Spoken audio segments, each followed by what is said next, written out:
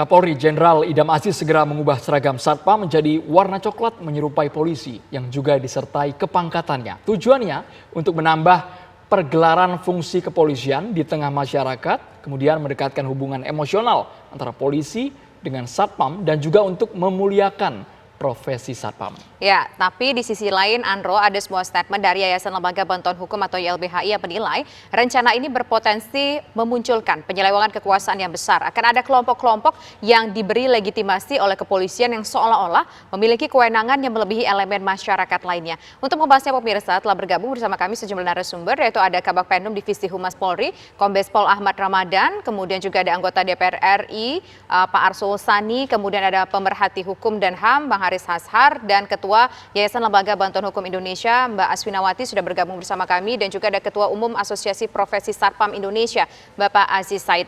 Assalamualaikum, selamat sore semuanya. Waalaikumsalam warahmatullahi wabarakatuh. Selamat sore. Pertama saya ingin ke Pak Ahmad Ramadan. Sebetulnya apa yang melatar belakangi pengubahan seragam Satpam ini, Pak? Seurgen apa dibutuhkan pergantian seragam ini? Baik, terima kasih Mbak Tisa. Seperti disampaikan beberapa hari yang lalu oleh Karopenmas bahwa pemakaian warna coklat muda maupun coklat tua, di mana warna coklat itu merupakan warna bumi, warna tanah, dan warna batu yang melambangkan kebersahajaan, stabilitas, kehangatan, rasa aman dan nyaman. Kemudian filosofi yang disampaikan tadi bahwa yang pertama adalah menumbuhkan kedekatan emosional antara Satpam itu sendiri dengan anggota Polri. Kemudian menumbuhkan kebanggaan bagi anggota Satpam sebagai pelaksana fungsi kepolisian terbatas. Dan ketiga, menambah penggelaran fungsi kepolisian terbatas di tengah-tengah masyarakat. Itu Mbak kira-kira. Kemudian kenapa ditambah yang nomor 3 yang terakhir yang saya sampaikan tadi, untuk menambah penggelaran fungsi kepolisian di tengah-tengah masyarakat. Artinya semakin banyak anggota kepolisian atau yang melaksanakan fungsi kepolisian, semakin melaksanakan perbantuan kepada kepolisian. Untuk perbedaan, saya menjelaskan bahwa hanya warna baju yang sama, di mana setiap anggota Satpam maupun anggota Polri dibekali oleh kartu identitas. Jadi kalau anggota Polri tentunya memiliki kartu anggota Polri, sedangkan Satpam memiliki kartu anggota Satpam. Letak perbedaan sangat jelas.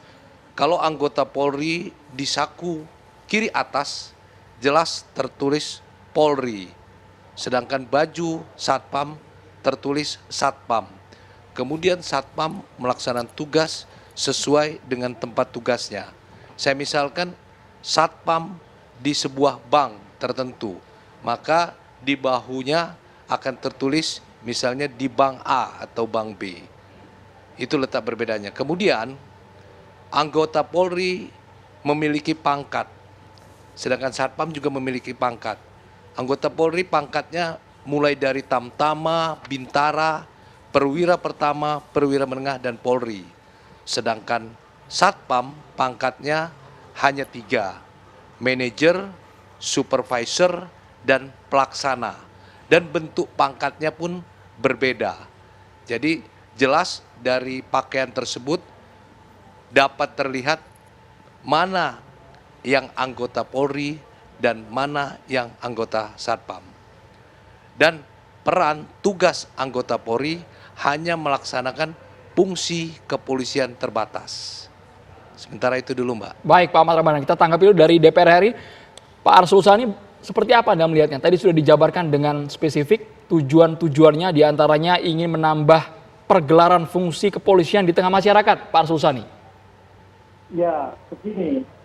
Kalau kami kan memang melihat bahwa partisipasi di dalam pelaksanaan Kamtibmas, ya, keamanan dan ketertiban masyarakat secara terbatas itu memang bisa melibatkan elemen masyarakat. Nah, elemen masyarakat yang dipilih dalam hal ini adalah Satpam oleh Kapolri.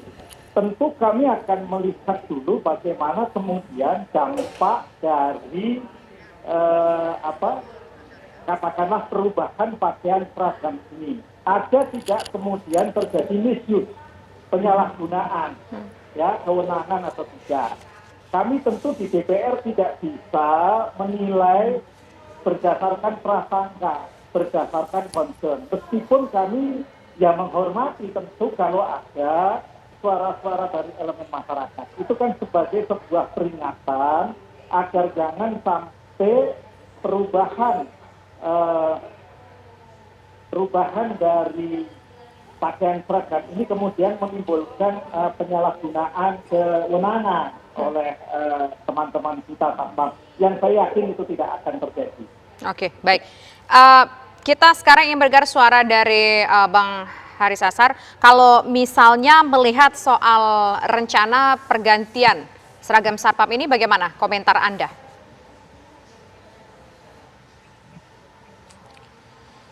Ya, paling nggak ada dua alasan ya, soal estetik dan etik ya.